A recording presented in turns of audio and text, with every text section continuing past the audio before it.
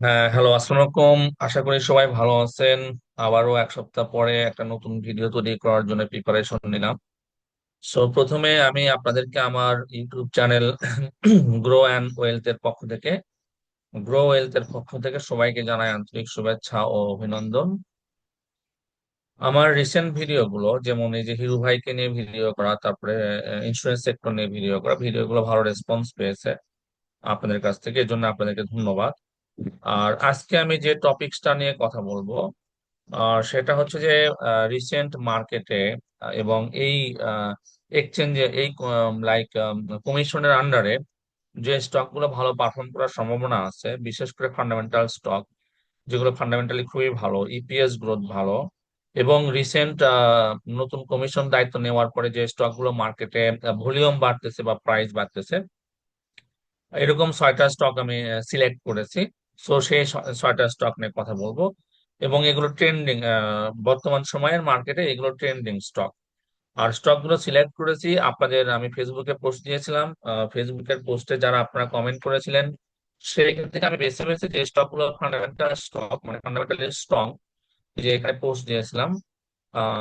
এই পোস্টে যারা কমেন্ট করেছেন, তাদের কমেন্টের আলোকে আমি স্টক গুলো আজকে সিলেক্ট করেছি।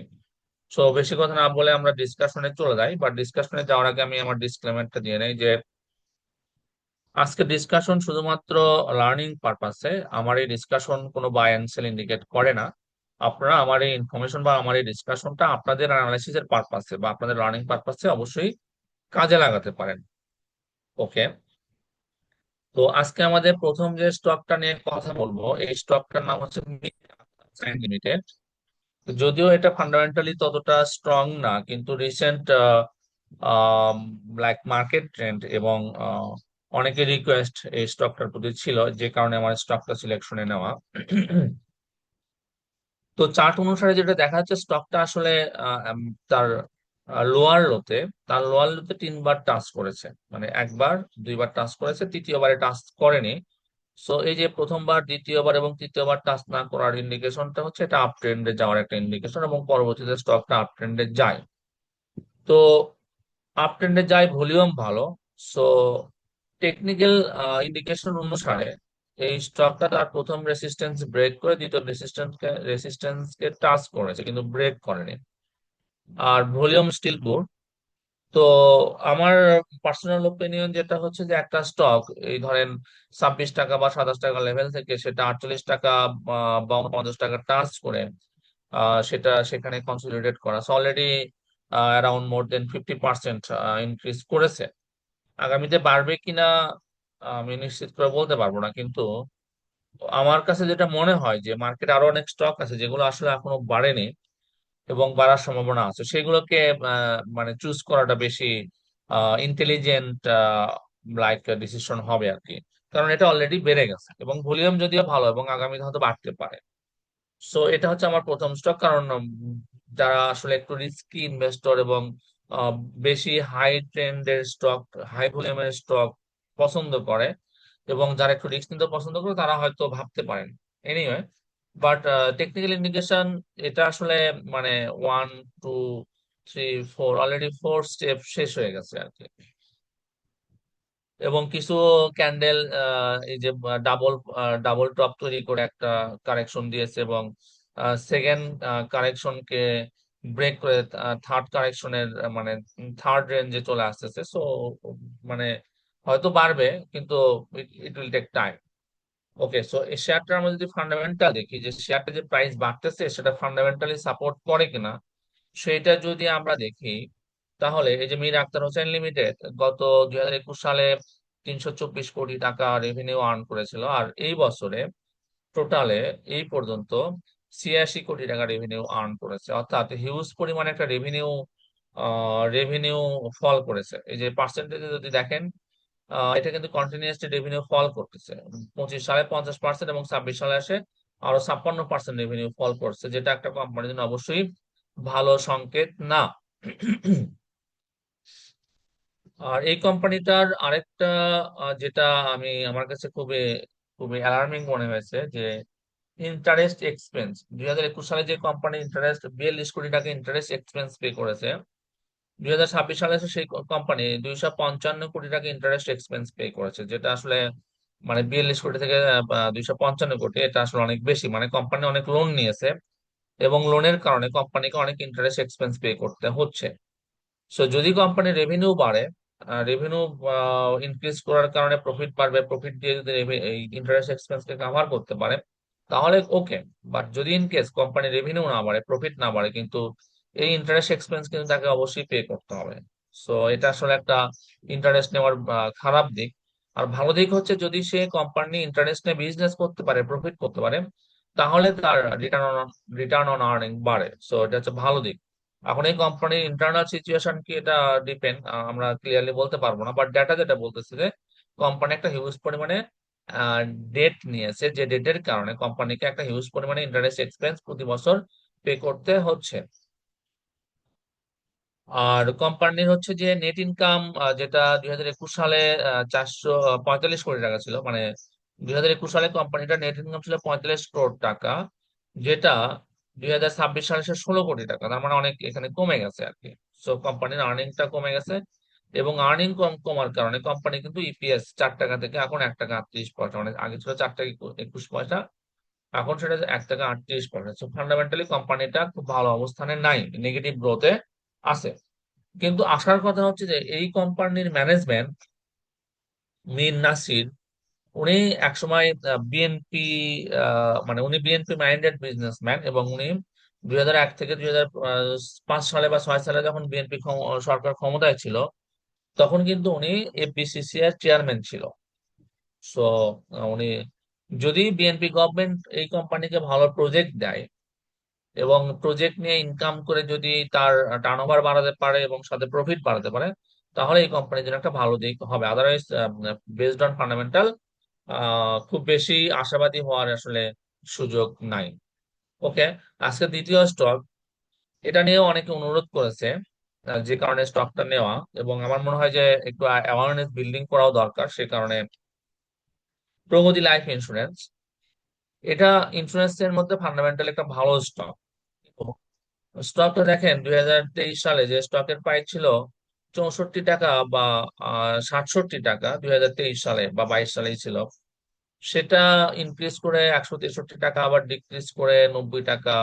এখানে এই যে গত ডাউন ট্রেন্ডে যখন মানে ইন্টারিম গভর্নমেন্ট ছিল, তখন আসলে শেয়ারটা কমে আবার 80 টাকায়, 75 টাকার কাছাকাছি চলে আসে। সেই 75 টাকা থেকে টেনে এক টানে within very short time, maybe 2 month or less than 2 month, 282 টাকায় চলে যায়। তার মানে যদি এটা 80 টাকাও ধরি, 80 টাকা থেকে 282 টাকা, তার মানে 4 টা 32, 3 টা 24, মানে 3 গুণের বেশি, 4 গুণের একটু কম। এত অল্প সময়ের মধ্যে এরকম একটা গেইন দিয়ে একটু ফল করে বা কারেকশন হয়ে আবারও আরেকটা স্পাইক ছিল, তারপর একটা লং টাইম শেয়ারটা এখন একটা সাইডওয়ে মুভমেন্টটা আছে এবং একটা নির্দিষ্ট রেঞ্জ মেনটেন করেছে, এখানে একটা অপারেটর জোন ক্রিয়েট করছে এবং একটা সাইডওয়ে মুভমেন্টে আছে। তো আমার সাজেশন হচ্ছে যে স্টকটার প্রাইস বাড়বে কিনা এটা আমি নিশ্চিত বলতে পারবো না, কিন্তু সাধারণত যে স্টক গুলো একটা র্যালি শেষ করে কারেকশন মোডে আসে, সেই স্টক গুলো একটু অবজার্ভ করাটাই মনে হয় ভালো। এখন ডিপেন্ড করে। ওকে, লেটস সি ফান্ডামেন্টাল কি বলে। সো ফান্ডামেন্টাল স্টকটা 2021 সালে 316 কোটি টাকা রেভিনিউ ছিল, এবং 2026 সালে এসে 126 কোটি টাকা রেভিনিউ। তার মানে রেভিনিউ ইন আপ ট্রেন্ড, মানে রেভিনিউ বাড়তেছে। যদি আমরা টোটাল রেভিনিউটা দেখি, সো টোটাল রেভিনিউ কোম্পানিটা 2021 সালে 362 কোটি টাকা ছিল, আর 2026 সালে এসে 681 কোটি টাকা। প্রতি বছর কিন্তু রেভিনিউটা একটা আপ ট্রেন্ডে আছে, 7%, 18%, 20%, 11%, 8%, মানে রেভিনিউ গ্রোথটা positive, which is very good for the company. And যদি আমরা কোম্পানির নেট ইনকাম দেখি, অপারেটিং ইনকাম, হ্যাঁ অপারেটিং ইনকাম কিন্তু ভালো, এই যে এক্সপেন্স বাদ দেওয়ার পরে যে অপারেটিং ইনকাম 332 কোটি টাকা ছিল, সেটা লাস্ট ইয়ার মানে 2026-এ 122 কোটি টাকা। আর নেট ইনকাম আগে ছিল 29 কোটি টাকা, সেটা এই বছর 111 কোটি টাকা। সো এটাও গ্রোথ আসছে ভালো। নেট ইনকাম গ্রোথ দেখেন এবছর তাদের net income growth 432%, which is extremely good, extremely good. অর্থাৎ লাস্ট ইয়ারে কোম্পানিটার নেট ইনকাম গ্রোথ ছিল 432%। এটা খুবই ইমপ্রেসিভ। আর যেহেতু নেট ইনকাম গ্রোথ অনেক পজিটিভ ছিল, অবশ্যই ইপিএস ভালো আসবে। সো ইপিএস ও আগে ছিল 5 টাকা, 5 টাকা, 5 টাকা, 10 টাকা। তারপরে এই বছর কোম্পানিটার ইপিএস 34 টাকা, যেটা কোম্পানিটার একটা ভালো দিক। এবং এটার কারণেই এই যে ইপিএস গ্রোথ আছে, এটার কারণেই কিন্তু কোম্পানিটার প্রাইস গ্রোথ হয়েছে আর কি। প্রাইস গ্রোথ হয়ে সেটা কারেকশনে মানে আছে, যেটা হাইপার গ্রোথ ছিল, হাইপার গ্রোথটাকে একটু অ্যাডজাস্ট করে একটা কারেকশন মোডে আছে আর কি। সো যেটা এটা যে ফান্ডামেন্টাল, এখন বেসড অন দিস আপনারা ডিসিশন নিতে পারেন, বাট এটা আমি আপনাদেরকে টেকনিক্যাল এন্ড ফান্ডামেন্টাল সিচুয়েশন দুটাই এক্সপ্লেন করলাম। আজকে তৃতীয় স্টক যেটা, আচ্ছা, তৃতীয় স্টকটা রবি। এবং এই স্টকটা নিয়ে আমি খুবই আশাবাদী নাওয়াডেজ। কেন? সেটা হচ্ছে যে মোবাইল অপারেটর মার্কেটে এটা সেকেন্ড পজিশনে আছে, ফার্স্ট পজিশনে গ্রামীণ ফোন। কিন্তু লাস্ট ইয়ারে এই কোম্পানিটার ইপিএস গ্রোথ গ্রামীণ ফোনের থেকে ভালো। আর এই কোম্পানি টেকনোলজি যেটা ইউজ করতেছে এবং কোম্পানি যেসব সেকশনে মানে এক্সপান্ড করতেছে, অর্থাৎ বাংলাদেশে যদি আমরা এআই বেসড কোনো কোম্পানি আইডেন্টিফাই করতে চাই বাংলাদেশে, যে কোন কোম্পানি এআই টেকনোলজি নিয়ে কাজ করতেছে বা এআই টেকনোলজি নিয়ে বিজনেস করার সম্ভাবনা আছে, রবি তাদের মধ্যে মানে খুবই লুক্রেটিভ একটা কোম্পানি, যে যারা এআই নিয়ে ভাবতেছে এবং আগামীতে হয়তো এআই নিয়ে বাংলাদেশে কিছু তারা করার চেষ্টা করবে আর কি। আর তাদের গ্রাহক বেস বাড়তেছে। কোম্পানিটা অনেকদিন মানে লসে ছিল, লস থেকে আস্তে আস্তে তারা প্রফিটের দিকে আসতেছে। সো সেটা ফান্ডামেন্টালি যাচ্ছে। বাট টেকনিক্যালি যেটা বলে যে কোম্পানিটা একটা হিউজ কালেকশন মোডে আছে, আপ ট্রেন্ডে আছে, এবং আপ ট্রেন্ডে যাওয়ার পরে একটু কারেকশন দিয়ে আবারও আপ ট্রেন্ডে আবার একটু কারেকশন দিয়ে এই মুহূর্তে প্রাইসটা একটা স্ট্রং রেসিস্টেন্স জোনে, যেটা একবার ব্রেক করার চেষ্টা করতে পারেনি। মানে এখানে ব্রেক করার চেষ্টা করছে, ব্রেক করে গিয়ে আবার ফিরে যাচ্ছে। এখানে ব্রেক ব্রেক করার চেষ্টা করতে পারেনি, আবার ফিরে আসছে, আবারও ব্রেক করার চেষ্টা করতে পারেনি, ফিরে আছে, আবারও সেই জায়গায় গেছে। দেখা যাক এবার ব্রেক করতে পারে কিনা। কিন্তু এখন না পারলেও এই কোম্পানিটাকে এটা ব্রেক করতে পারতেই হবে, কারণ কোম্পানিটার আর্নিংস বাড়তেছে। কোম্পানির বিদেশি কোম্পানি মানে ডিভিডেন্ড ভালো দিচ্ছে বা আগামীতে ভালো দিবে। সো যদি কেউ মানে লং টার্ম ইনভেস্টর হয়ে থাকেন, যারা ভ্যালু ইনভেস্টিং করেন এবং ডিভিডেন্ড বেসড ইনভেস্টমেন্ট করেন, যারা ডিভিডেন্ড ইনকাম নিতে পছন্দ করেন, তাহলে এটা একটা ভালো কোম্পানি হতে পারে। যেটা আমি পার্সোনালি, যেটা আমি মনে করি, এই কোম্পানিটা আগামী 2 বছর 3 বছর পরে মানে গত বছর তো ডিভিডেন্ড দিয়েছে 1 টাকা 70 পয়সা। মানে অর্থাৎ শেয়ার প্রাইস ছিল হচ্ছে যে যেখানে শেয়ার প্রাইস ছিল হচ্ছে যে 28 টাকা, 28 টাকা এগেনস্টে তারা আহ 28 টাকার এগেনস্টে তারা কোম্পানিটা 1 টাকা 70 পয়সা ডিভিডেন্ড দিয়েছে। আর আগামী বছর কোম্পানির ইপিএস অবশ্যই 3-এর উপরে যাবে আর কি, মানে 2.5 থেকে 3-এর মধ্যে যাবে। এবং এই কোম্পানি যে পরিমাণ টাকা ইনকাম করে ঠিক সেই পরিমাণ টাকায় ডিভিডেন্ড দেয়, অল্প ধরে 2.5 টাকা ইনকাম করলে অবশ্যই 2 টাকার বেশি ডিভিডেন্ড দিবে। সো যারা ডিভিডেন্ড বেসড ইনভেস্টমেন্ট করেন, তারা এই কোম্পানি ধরেন যে 5 লাখ শেয়ার কিনে রাখলে আগামী বছর 10 লাখ টাকা ডিভিডেন্ড পাবে। আর এর মধ্যে কোম্পানির শেয়ার প্রাইস এটা 32 টাকা, সেটা অবশ্যই একটা মানে একটা বেস বলবে আর কি। মানে যেহেতু ডিভিডেন্ড ভালো, একটা বেস আসবে। সো ক্যাপিটাল গেইন এবং ডিভিডেন্ড গেইন দুইটাই হওয়ার সম্ভাবনা আছে। সো এটা এই কোম্পানিটা হচ্ছে ফর ইনভেস্টর, যারা রিয়েল ইনভেস্টর, নট স্পেকুলেটর অথবা ট্রেডার। এটা ট্রেডিং করে আবার যারা ট্রেডার, মানে T+3, T+7 বা T+8, এইটা যারা পছন্দ করেন তাদের জন্য আবার এই স্টকটা না, কারণ এটা আসলে অত বেশি গেইন একবারে দিবে না। এটা পয়সা বাড়বে, 50 পয়সা, 20 পয়সা, 30 পয়সা, 1 টাকা, মানে পয়সা পয়সা করে বাড়বে এটা।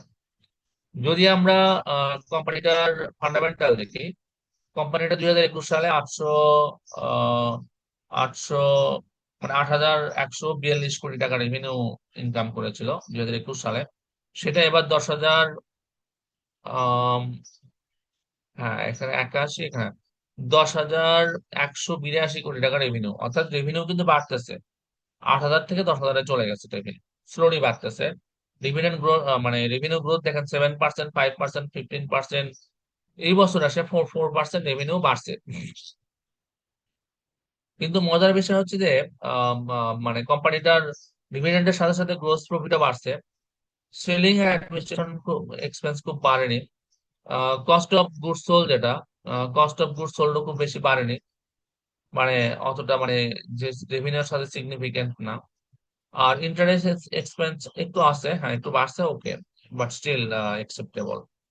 সো সবকিছু মিলে এটা হচ্ছে কোম্পানির অপারেটিং ইনকাম হচ্ছে আগে যেটা 898 কোটি টাকা ছিল, সেটা গত বছর মানে এই 2026-এ সেটা 1945 কোটি টাকা রেভিনিউ অপারেটিং ইনকাম। আর নেট ইনকাম যেটা ছিল আগে 180 কোটি টাকা, সেটা হচ্ছে যে 1044 কোটি টাকা। হিউজ গেইন এখানে দেখেন, মানে একটা হিউজ গ্রোথ। যেটার যে এইটা হচ্ছে main thing, net income to common stock holder, যেটা হচ্ছে যে আগে 180 কোটি টাকা ছিল 2021 সালে, সেটা 2026 সালে এসে 1044 কোটি টাকা। এবং প্রতি বছর কিন্তু একটা গ্রোথ আছে, 16%, 1%, 75%, 118%, 33%, 44%, মানে হিউজ ইমপ্রেসিভ। এটা আমার খুবই ভালো লাগতেছে। তো এই এই যে গ্রোথ, নেট ইনকাম গ্রোথ, এটাই হচ্ছে শেয়ার হোল্ডারদের মেইন ইনকাম। তো এই যে এই গ্রোথটা খুবই ইমপ্রেসিভ, মানে প্রতি বছর মোটামুটি এখানে 118%, 2024-এ, 25-এ 33%, আবার 26-এ এসে 44%। এটা কিন্তু হিউজ, মানে স্ট্রংলি গ্রো করতেছে। সো এটা একটা কোম্পানির খুবই স্ট্রং বেস বিষয়। আর ইপিএস গ্রোথ দেখেন, ইপিএস ও কিন্তু ঠিক সেম ভাবে, যেটা 34 পয়সা ছিল সেটা 1 টাকা 99 পয়সা। এটা আগামীতে 2.5 টাকার বেশি হওয়ার সম্ভাবনা আছে। সো ওভারঅল মানে যারা একটু লং টার্ম ইনভেস্টর এবং ভ্যালু ইনভেস্টিং করে থাকেন, ডিভিডেন্ড বেসড ইনকাম ইনভেস্টমেন্ট করেন, তাদের জন্য Robi can be a good choice for the time being, যতদিন পর্যন্ত শেয়ারটার প্রাইস মানে 40 টাকা বা 35 টাকার নিচে আসছে। বা যদি 40 টাকার উপরে চলে যায়, তখন আমার এটা হিসাব করতে হবে যে still lucrative or not. But এই মুহূর্তে এটা খুব একটা lucrative investment for long term. এবং এটা 4 বছর পরে কোম্পানিটা যখন প্রতিটা শেয়ারে 5 টাকা 6 টাকা করে ইনকাম করবে এবং 5 টাকা 6 টাকা রেভিনিউ মানে ডিভিডেন্ড দিবে, তো তখন গিয়ে আসলে আসল মজাটা, যদি কেউ 30 টাকায় কেনে এবং 5 টাকা রেভিনিউ পায়, so which is a very attractive investment. Okay, এটা ছিল আমার ওটা। এরপর সিমটেক্স, টেক্সটাইল সেক্টর থেকে একটা স্টক, এবং এই স্টকটা নেওয়ার কারণ হচ্ছে স্টকটা মোমেন্টাম পাচ্ছে এবং জাস্ট ভলিউম নিয়ে প্রাইস আপ ট্রেন্ড করার চেষ্টা করতেছে এবং একটা রেসিস্টেন্স ব্রেক করার চেষ্টা করতেছে। অনেকেই রিকোয়েস্ট করছে স্টকটা নিয়ে। So technically it's look good up ট্রেন্ডে, এবং হয়তো খুব তাড়াতাড়ি এই রেসিস্টেন্সটা 26 টাকা 90 পয়সার যে রেসিস্টেন্স,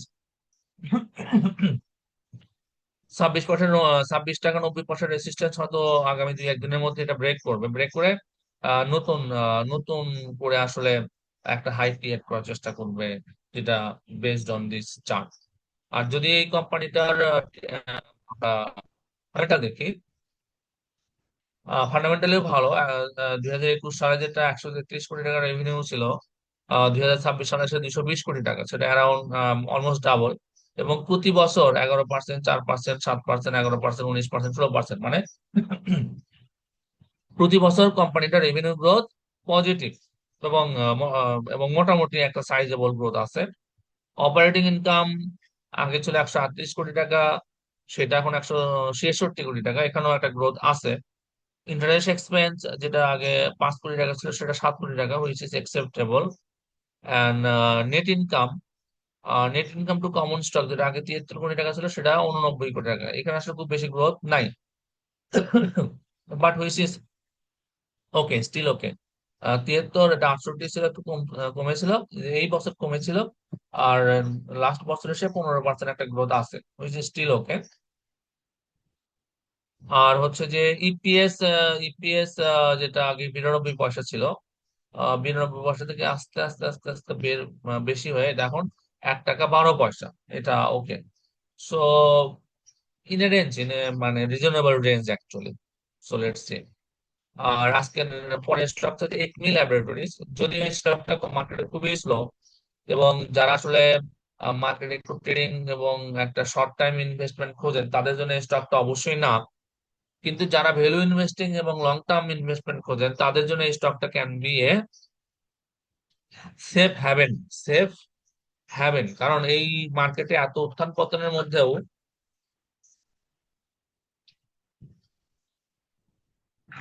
এই স্টকটা বাড়েওনি কমেওনি। এই যে 70 টাকা থেকে 80 টাকার মধ্যেই প্যাঁচ খাচ্ছে, মানে এই 10 টাকার মধ্যেই প্যাঁচ খাচ্ছে। এবং সেটা একদিন 2 দিন না, অনেক লং টার্ম, অনেক লং টার্মে এইরকমই। মানে শেয়ারটা আসলে বলতে গেলে আগে একটু বেশি ছিল, বাট বলতে গেলে শেয়ারটার কোনো গ্রোথ হয়নি। গত 5-7 বছরে এই শেয়ারটার কোনো গ্রোথ হয়নি। কিন্তু যখন গ্রোথ আসবে শেয়ারটাতে তখন একটা হিউজ মুভ হওয়ার সম্ভাবনা আছে। আর রিসেন্টলি টেকনিক্যালি স্টকটা ভালো লাগতেছে বিকজ ভলিউম পাচ্ছে। আগে একটা অনেস্ট ভলিউম ছিল, তারপরে একটু কনসলিডেট হয়ে রিটেস্ট করে আবারও ভলিউম পাচ্ছে এবং প্রাইস আপে যাওয়ার চেষ্টা করছে, হুইচ ইজ ভেরি পজিটিভ। কিন্তু কি হবে আগামীতে শেয়ার করে বলা যাবে না। যদি এই স্টকটার কেউ ফান্ডামেন্টাল দেখে, ফান্ডামেন্টাল দেখে সবাই পছন্দ করবে বিকজ কোম্পানিটা 2021 সালে যেটা 2,000 কোটি টাকা রেভিনিউ জেনারেট করেছিল, সেটা 2026 সালে এসে 4,000 কোটি টাকা, 4,000 কোটি টাকা রেভিনিউ জেনারেট করেছে। প্রতি বছর রেভিনিউ গ্রোথ যে 9%, 14%, 12%, 18%, 12%, 15%, মানে কোম্পানিটার রেভিনিউ একটা কনসিস্টেন্ট গ্রোথে আছে। আর যদি অপারেটিং ইনকাম দেখি আমরা, আগে 363 কোটি টাকা ছিল, সেটা 670 কোটি টাকা, সো এখানেও একটা হিউজ গ্রোথ আছে অপারেটিং ইনকাম। আর যদি আমরা নেট ইনকাম এবং ইপিএস এর দিকে যাই, সো নেট ইনকাম আগে ছিল 156 কোটি টাকা, সেটা 266 কোটি টাকা, so which is very lucrative. And net income growth 8% ছিল, সেটা লাস্ট ইয়ারে 10%, সো একটা পজিটিভ গ্রোথ সবসময় আছে। ইপিএস আগে ছিল 7 টাকা, সেটা 10 টাকা, 12 টাকা, সো ইপিএস ও পজিটিভ। সো যারা আসলে ভ্যালু ইনভেস্টিং খোঁজেন বা ভ্যালুয়েবল স্টক, ফান্ডামেন্টাল স্টক এবং ডিভিডেন্ড বেসড স্টক খোঁজেন, তাদের জন্য equilibrium laboratories can be a good choice. আজকে আমার শেষ যে স্টকটা নিয়ে কথা বলবো, আজকের ভিডিওর শেষ স্টক হচ্ছে Navana Pharma. Navana Pharma recently technically একটা ভালো ইন্ডিকেশন দিচ্ছে, উইথ গুড ভলিউম একটা স্পার্ক হয়ে গেছে। 58 টাকা লেভেল থেকে এটা 77 টাকা লেভেল, মানে অলরেডি 20 টাকার একটা গেইন এখানে আছে। কিন্তু স্টিল চার্ট লুকস পজিটিভ এবং এটা ফান্ডামেন্টালি ভালো। সো যারা একটু লং লং টার্ম ইনভেস্টমেন্ট পছন্দ করেন তাদের জন্য Navana pharma can be a good choice for the time being. আর যদি ফান্ডামেন্টাল দেখি যে নাভানা ফার্মা 2021 সালে 360 কোটি টাকা রেভিনিউ করেছিল এবং এই 2026 সালে এসে 10,000, হ্যাঁ, 1,056 কোটি টাকা, মানে এখানে 360, এখানে 1,056 কোটি টাকা। সো রেভিনিউ একটা ভালো গ্রোথ আছে এবং রেভিনিউ গ্রোথের সাথে গ্রোস প্রফিট গ্রোথটাও ভালো, অপারেটিং প্রফিট গ্রোথটাও ভালো। আর নেট ইনকামটাও ভালো, আগে 220 কোটি টাকা ছিল, সেটা এখন 60 কোটি টাকা। আর ইপিএস যেটা আছে, ইপিএস হচ্ছে যে 2 টাকা 52 পয়সা ছিল, সেটা এখন 5 টাকা 64 পয়সা, সো এখানে একটা গ্রোথ আছে। সো ওভারঅল যারা আসলে ভালো স্টক খোঁজেন, ইনভেস্টমেন্ট টাইপ স্টক খোঁজেন, তাদের জন্য can be a good choice. So আজকের ভিডিওতে আমি মীর আখতার ছাড়া এবং প্রগতি লাইফ ছাড়া বাকি যেগুলো নিয়ে কথা বলেছি, সবগুলো ফান্ডামেন্টালি ভালো এবং গ্রোথে আছে, ট্রেন্ডে আছে, এবং এগুলো আগামীতে খুব ভালো রেজাল্ট দিবে। ভিডিও যদি ভালো লাগে লাইক কমেন্ট শেয়ার করবেন, বন্ধুদেরকে জানাবেন। আর যদি কোনো বিষয়ে ভিডিও দেখতে চান সেটাও আমাকে কমেন্টে জানাবেন, আমি চেষ্টা করবো আপনাদের সাথে মানে আপনাদের পছন্দ অনুসারে ভিডিও তৈরি করতে। যেমন আজকে যে কটা স্টক নিয়ে কথা বলছি, সবগুলো স্টকই আপনাদের মতো কেউ না কেউ আমাকে রিকোয়েস্ট করেছে আমার ফেসবুক পেজে, এবং সেখান থেকে আমি পিক করে এই কটা স্টক নিয়ে কথা বলবো। পরবর্তী ভিডিওতে অন্য কোনো স্টক নিয়ে আবার ইনশাল্লাহ ইনশাল্লাহ কথা হবে। ততক্ষণ ভালো থাকুন। ধন্যবাদ সবাইকে।